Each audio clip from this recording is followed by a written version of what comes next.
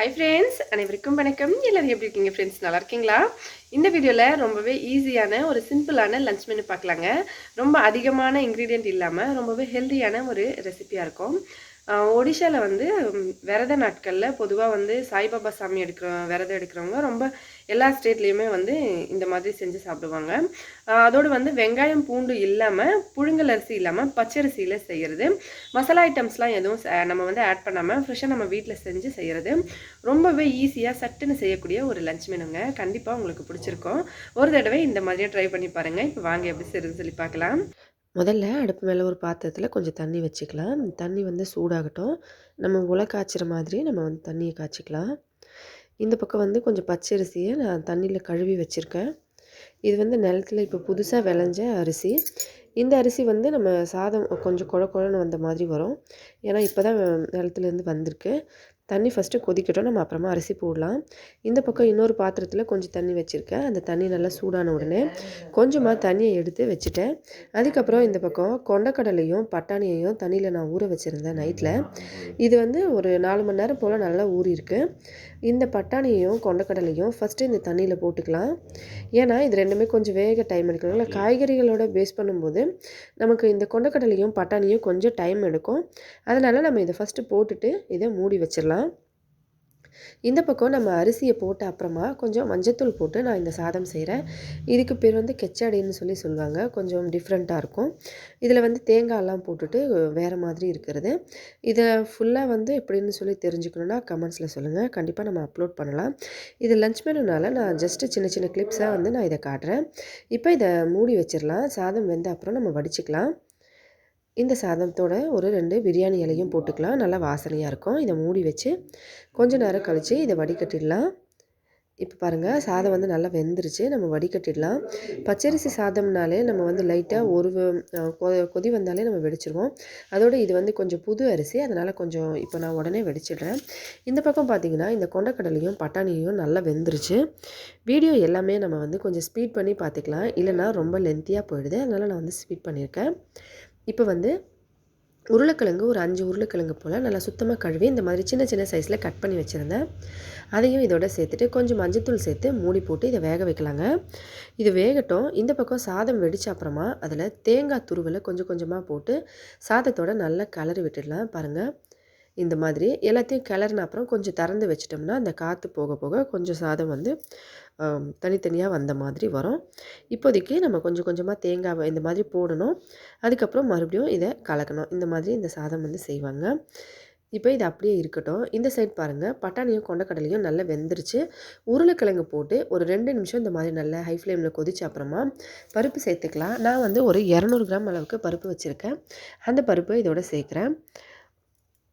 பருப்பையும் சேர்த்துட்டு நம்ம மூடி போட்டு மறுபடியும் வேக வைக்கலாம். அடுத்ததாக ஒரு கடாயில் கொஞ்சம் காஞ்ச மிளகாய் சேர்த்துக்கலாம். ஒரு 10, 15 போல் நான் சேர்த்துருக்கேன். ஆனால் இது எல்லாமே வந்து நம்ம யூஸ் பண்ண போகிறதில்ல. ஜஸ்ட் வந்து நம்ம ரெடி பண்ணி வச்சுக்கலாம். நிறைய ரெசிப்பியில் வந்து நம்ம இதை ஆட் பண்ணிக்கலாம். அதனால் நான் வந்து கொஞ்சம் எக்ஸ்ட்ராவாக மிளகாய் சேர்த்துருக்கேன். மிளகாய் நல்லா இந்த மாதிரி வறுத்துக்கணும். நம்ம வெறும் கடாயில் சேர்த்து வறுக்கணுங்க. எண்ணெயெல்லாம் சேர்க்க தேவையில்லை. நல்லா இந்த மாதிரி மிளகாயெல்லாம் கொஞ்சம் பெருசு பெருசாக நல்லா வந்த அப்புறமா அதில் கொஞ்சமாக சீரகம் ஒரு 2 ஸ்பூன் போல் சீரகம் சேர்த்து நல்லா இந்த மாதிரி வறுத்துக்கலாம். சீரகம் நல்லா படபடன்னு வெடிஞ்சிடணும். இந்த மாதிரி பொரிஞ்சு வரணும். இப்போ இதை அப்படியே இறக்கி ஒரு பேப்பரில் கொட்டிக்கலாம். ஒரு பேப்பரில் நல்லா ஆறின அப்புறமா இதை நம்ம வந்து மிக்சியில் போட்டு அரைச்சிக்கலாம். இல்லைனா கையில் இடிக்கிற மாதிரி இருந்தால் நல்லா சில்லுன்னு ஆன அப்புறம் நம்ம வந்து இடித்து எடுத்துக்கலாம். இப்போ இதை இடித்து நம்ம இந்த பேப்பரில் மடித்து வச்சுக்கலாம். வாசனை போகாமல் இருக்கும். அடுத்ததாக அதே கடாயில் கொஞ்சம் எண்ணெய் ஊற்றி கடுகு, சீரகம், வெந்தயம், சோம்பு இந்த மாதிரி தாளிப்புக்கு நம்ம எண்ணெய் சேர்ப்போமோ அதை சேர்த்துட்டு படப்படன்னு புரிஞ்ச உடனே ஒரு காஞ்ச மிளகாய், பீன்ஸ், உருளைக்கிழங்கு, கோஸு இது மூணுத்தையும் நல்லா சின்ன சின்னதாக கட் பண்ணி சுத்தமாக கழுவி எடுத்து வச்சுருக்கேன். அதை இதை எண்ணெயில் சேர்த்துட்டு அதை கொஞ்சம் ஒரு பெரட்டி கொஞ்சம் உப்பு மஞ்சத்தூளும் சேர்த்துக்கலாம். உப்பு மஞ்சத்தூள் சேர்த்து இது மாதிரி நல்லா மிக்ஸ் பண்ணிவிட்டு ஃபுல்லாக சிம்மில் வச்சு இது வேகட்டும். இந்த பக்கம் பாருங்கள், பருப்பு வந்து 3/4 பாகம் வேகணும். ஃபஸ்ட்டு வந்து பாதி அளவுக்கு இந்த மாதிரி பாருங்கள், பருப்பு வந்து பாதி அளவுக்கு வெந்திருக்கு.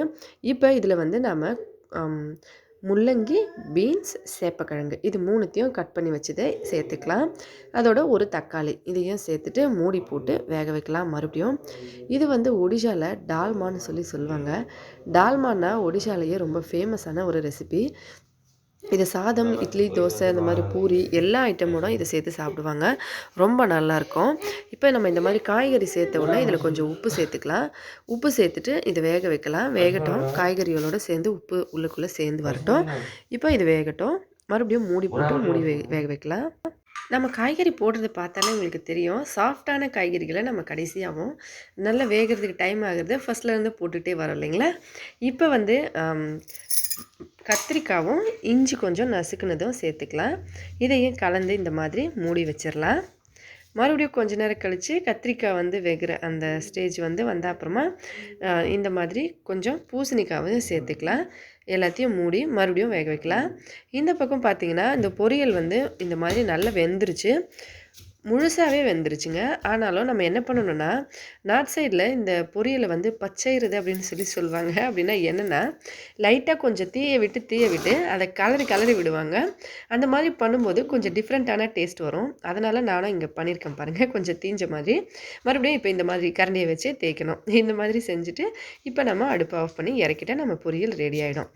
அடுத்ததாக ஒரு சின்ன கடாயை அடுப்பு மேலே வச்சு அதில் கொஞ்சமாக எண்ணெயை ஊற்றிக்கலாம். எண்ணெய் நல்லா சூடான உடனே ஏற்கனவே சொன்ன மாதிரி தாளிப்புக்கு கடுகு, சீரகம், வெந்தயம் இந்த மாதிரி உங்கள் விருப்பப்படி சேர்த்துட்டு அதில் தக்காளியை சேர்த்துக்கலாம். நான் ஒரு 5 தக்காளியை இந்த மாதிரி கட் பண்ணி வச்சுருக்கிறத சேர்த்து கொஞ்சம் மஞ்சத்தூள், கொஞ்சம் உப்பு இதை நல்லா கலரி கொஞ்சம் வேக வைக்கலாம். தக்காளி வந்து பாதி அளவுக்கு வேகட்டும். இந்த பக்கம் வந்து டால்மா ரெடி ஆகிடுச்சு பாருங்கள். இதை இறக்கி வச்சுட்டு இந்த மாதிரி வெந்த அப்புறமா நம்ம இறக்கிட்டு ஒரு சின்ன இந்த மாதிரி ஒரு கரண்டியோ இல்லை நம்ம தாளிப்பு போடுறதுக்கு வச்சுருக்க அந்த கரண்டியோ நம்ம யூஸ் பண்ணிக்கலாம். ஃபஸ்ட்டு தண்ணி வந்து நல்லா அதுலேருந்து போகட்டும். இதில் நான் வந்து நெய் ஊற்றி நான் தாளிப்பு போடுறேன். நீங்கள் எந்த எண்ணெய் வேணாலும் யூஸ் பண்ணலாம். பொதுவாக வந்து நம்ம விரத நாட்களில் நெய் அந்த மாதிரி எது வேணால் நம்ம சேர்த்துக்கலாம். ஆனால் சுத்தமான எண்ணெயாக இருக்கணும். கடுகு, சீரகம், வெந்தயம், சோம்பு சேர்த்து காஞ்ச மிளகாய் ஒரு 4 போட்டு நல்லா இந்த மாதிரி படபடன்னு வெடிக்கட்டும். நல்லா வெடித்து அந்த சத்தம் அடங்கின அப்புறமா நம்ம இதை தூக்கி அப்படியே டால்மாலாம் ஊற்றணும். இங்கே நான் வெங்காயம், பூண்டெல்லாம் எதுவுமே சேர்க்கல பாருங்கள். கருவேப்பிலை வேணால் நீங்கள் சேர்த்துக்கலாம். இப்போ இதை அப்படியே ஊற்றி மூடிடணும் டக்குன்னு. அதுக்கப்புறம் ஒரு கலரி அடுப்பு மேலே வச்சு ஒரு கொதி இந்த மாதிரி கொதித்த அப்புறமா நம்ம இறக்கி வச்சோம்னா டால்மா செம்ம சூப்பராக ரெடி ஆயிருங்க. இப்போ தக்காளி இந்த பக்கம் 3/4 பாகம் வெந்துருச்சு பாருங்கள். நல்லா குழஞ்சி வந்த மாதிரி. இப்போ இந்த ஸ்டேஜில் நம்ம வந்து கொஞ்சம் வெல்லம் சேர்த்துக்கலாம். வெல்லம் வந்து நீங்கள் வச்சுருந்தீங்கன்னா யூஸ் பண்ணுங்கள். இல்லைனா சர்க்கரை கூட யூஸ் பண்ணலாம். இதை போட்டுட்டு கொஞ்சம் தக்காளி வந்து 3/4 பாகம் வெந்த அப்புறம் நம்ம வெல்லம் போட்டோம்னா இன்னும் 1/4 பாகம் வந்து அந்த இனிப்போடு சேர்த்து வேகும். ஒடிஷாவில் சரி எல்லாம் இந்த மாதிரி கட்டா அப்படின்னு சொன்னீங்கன்னா நிறைய விதமான செய்வாங்க. ஒரு கட்டாவும் வேறு மாதிரி இருக்கும். கொஞ்சம் தண்ணி ஊற்றி நம்ம கொதிக்க வைக்கலாம். தக்காளி கொஞ்சம் வேகட்டும். இந்த பக்கம் பார்த்திங்கன்னா டால்மா ரெடி ஆகிடுச்சு. நம்ம கொஞ்சம் கொத்தமல்லி தழை தூவி இந்த மாதிரி மிக்ஸ் பண்ணோம்னா பாருங்கள், பார்க்கவே செம்ம சூப்பராக இருக்குல்ல. அவ்வளோதான், இது ரெடி ஆகிடுச்சு. ரொம்ப ரொம்ப ஹெல்தி. நான் இதில் பாதி எடுத்துட்டேன். குழந்தைங்களுக்கு நான் இந்த மிளகாத்தூள் சேர்க்காம தான் கொடுக்க போகிறேன். அதனால் நான் பாதி எடுத்து இந்த மாதிரி பாத்திரத்தில் வச்சுட்டேன். மீதி இருக்கிற பாதியில் இந்த மிளகாத்தூளை சேர்க்க போகிறேன். ஏன்னா நாங்கள் வீட்டில் சாப்பிட்றதுக்கு இந்த அளவுக்கு போதும். குழந்தைங்களுக்கு நம்ம மிளகாத்தூள் நான் சேர்க்காம அப்படியே வச்சுருக்கேன். அது வந்து மத்தியானத்துக்கும் அதுக்கப்புறம் நைட்டுக்கு கூட நம்ம இந்த பூரி செஞ்சுட்டு சாப்பிட்றதுக்கு நல்லாயிருக்கும். அதனால் நான் இதை எக்ஸ்ட்ராவாகவே எடுத்து வச்சுருக்கேன். இந்த பக்கம் தக்காளி நல்லா வெந்த அப்புறம் இந்த மாதிரி கொஞ்சமாக இந்த மிளகாத்தூள் சேர்த்து இந்த மாதிரி மிக்ஸ் பண்ணி அடுப்பை ஆஃப் பண்ணி இறக்கிடலாம். தக்காளி சேர்க்கும் போதே கொஞ்சம் இஞ்சியும் நான் சேர்த்துருந்தேன். அந்த கிளிப் வந்து மிஸ் ஆகிடுச்சுங்க. தட்டி வச்ச இஞ்சியை கொஞ்சம் போட்டுக்கலாம். பாருங்கள், டால்மா, இது கட்டா, அதுக்கப்புறம் இது பொரியல், 3 ரெசிபியும் ரெடி ஆகிடுச்சு. அவ்வளோதான், செம்ம சூப்பரான டேஸ்டியான ஒரு ரெசிபி. இந்த டால்மாவை நீங்கள் டைமே எடுக்காமல் டக்குன்னு செய்யணுன்னாலும் செய்யலாம். அது எப்படின்னு உங்களுக்கு தெரிஞ்சுக்கணுன்னா கண்டிப்பாக கமெண்ட்ஸில் சொல்லுங்கள். நம்ம குக்கர் யூஸ் பண்ணியும் டால்மா செய்யலாம். சாதம் வந்து இந்த மாதிரி ரெடியாக இருக்குது பாருங்கள். நான் இந்த சாதத்துலேருந்து பாதி எடுத்து கஞ்சி சாதம் செஞ்சுருக்கேன். அது வேறு ஒரு ரெசிபி. அதனால் நான் இதிலேருந்து பாதி சாதத்தை எடுத்து உடனே சாதம் வந்து நான் மத்தியானம் சமைச்சிருக்கேன். இதில் தண்ணியை ஊற்றி இந்த மாதிரி வச்சிட்டோம்னா அடுத்த நாள் காலையில் சாப்பிட்றதுக்கு ரொம்ப நல்லாயிருக்கும். இது ஒரு ஹெல்தியான ஃபுட்டு. அதனால் நான் இதை செஞ்சுருக்கேன். இந்த மாதிரி சாதம் செய்யும்போது நான் எப்போவுமே செய்வேன். எல்லாமே ரெடி ஆகிடுச்சு. நீங்களும் ட்ரை பண்ணி பாருங்கள். பார்த்துட்டு மறக்காமல் கமெண்ட்ஸில் எப்படி இருந்ததுன்னு சொல்லுங்கள். விரத நாட்களில் சாப்பிட்ற ஒரு மெனு. இந்த வீடியோ பிடிச்சிருந்தா லைக் பண்ணுங்கள், ஷேர் பண்ணுங்கள். உங்களோட ஃப்ரெண்ட்ஸுங்களுக்கும் நம்ம சேனல் பற்றி சொல்லுங்கள். நம்ம சேனலுக்கு சப்ஸ்கிரைப் பண்ணி சப்போர்ட் பண்ணுங்கள். ஹெல்த்தியாக சாப்பிட்டு சந்தோஷமாகவும் சேஃபாகவும் பத்திரமா வருங்க. நன்றி, வணக்கம். ஹாய் ஃப்ரெண்ட்ஸ், அனைவருக்கும் வணக்கம். எல்லாரையும்